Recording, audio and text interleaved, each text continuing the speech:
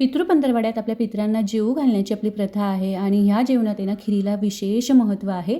तर हीच खीर आज आपण करतोय, ते सुद्धा तांदूळ न भिजवता किंवा तासनतास दूध न आटवता अगदी 10 ते 15 मिनिटात.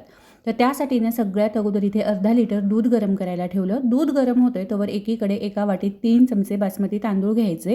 हे तांदूळ ओल्या कपड्याने हलकेसे पुसून याची सर्व पावडर काढून टाकायची. त्यानंतर हे तांदूळ 3 ते 4 मिनिटांसाठी रंग बदलू न देता हलकासा कच्चेपणा जाईपर्यंत भाजून घ्यायचे. भाजलेले तांदूळ थंड करून मिक्सरला रवाळ असे फिरवून घ्यायचे. आता कढईत 2 चमचे तूप गरम करून घेतलं. यात आवडीचे ड्रायफ्रूट्स थोडेसे तळून घ्यायचे. तळलेले ड्रायफ्रूट्स एका ताटात काढून घ्यायचे आणि राहिलेल्या तुपात आहे ना जो तांदळाचा रवा होता तो 3 ते 4 मिनिटांसाठी हलकाशा तांबूस रंगावर येईपर्यंत भाजून घ्यायचा.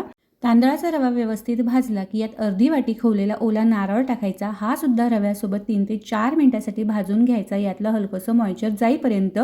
त्यानंतर यात गरम केलेलं दूध टाकायचं, व्यवस्थित मिक्स करायचं आणि तांदूळ मऊ होईपर्यंत व्यवस्थित असं शिजवून घ्यायचं. तांदूळ मऊसूत झाले की यात आवडीप्रमाणे साखर टाकायची, अगदी चिमूटभर मीठ टाकायचं, परत एकदा व्यवस्थित ढवळून घ्यायचं आणि साखरेला जे काही पाणी सुटतं ना ते आटेपर्यंत परत एकदा 2 ते 3 मिनिटांसाठी शिजवायचं.